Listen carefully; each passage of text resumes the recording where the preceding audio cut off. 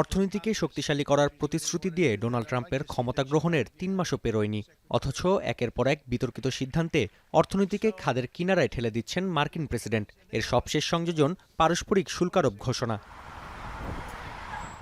অপ্রত্যাশিত এই সিদ্ধান্তে গেল দুদিনে $5 লাখ কোটি বেশি বাজার মূল্য হারিয়েছে ওয়াল স্ট্রিট, যা ২০২০ সালের করোনা মহামারীর পর সর্বোচ্চ। আর জানুয়ারিতে ডোনাল্ড ট্রাম্পের ক্ষমতা গ্রহণের পর এই সংখ্যা পৌঁছেছে প্রায় $8 লাখ কোটি। চলতি সপ্তাহে প্রধান ৩টি সূচক ডাও জোন্স, নাসডাক ও S&P 500-এর দরপতন হয়েছে ৭ থেকে 10% পর্যন্ত।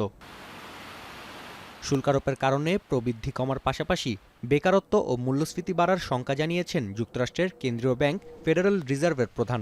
জেপি মর্গানের পূর্বাভাস বলছে, চলতি বছর মার্কিন অর্থনীতির মন্দায় পড়ার সংখ্যা ছাড়িয়েছে 60%। অন্যদিকে বার্কলেসের অর্থনীতিবিদদের সংখ্যা এবছর যুক্তরাষ্ট্রের মূল্যস্ফীতি ছাড়াতে পারে 4%। এতে চতুর্থ ত্রৈমাসিকেই মন্দা দেখতে পারে মার্কিনরা।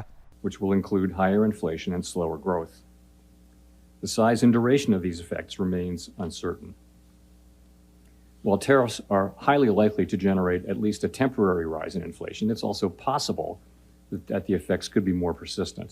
যদিও নিজের সিদ্ধান্তে অনড় ডোনাল্ড ট্রাম্প, মার্কিন প্রেসিডেন্টের দাবি বড় প্রতিষ্ঠানগুলো শুল্কারোপ নিয়ে চিন্তিত নয়, কারণ যুক্তরাষ্ট্রেই ব্যবসা চালিয়ে যাবে প্রতিষ্ঠানগুলো। যুক্তরাষ্ট্রের পাশাপাশি ব্যাপক দরপতনের শিকার হয়েছে ইউরোপ ও এশিয়ার পুঁজিবাজার। 5 বছরের মধ্যে সর্বোচ্চ দরপতন দেখেছে যুক্তরাজ্যের পুঁজিবাজার। জার্মানি, ফ্রান্স, স্পেন ও ইতালির প্রধান সূচকগুলো নিম্নমুখী। শুল্কারোপের ঝড় লেগেছে এশিয়ার পুঁজিবাজারেও। নাফিয়া আরমান মনন, এখন বিশ্ব। মাঠের অলরাউন্ডার আমি, আর ঘরের allrounder Tilex. Tilex toilet cleaner, clean মানেই টাইলক্স।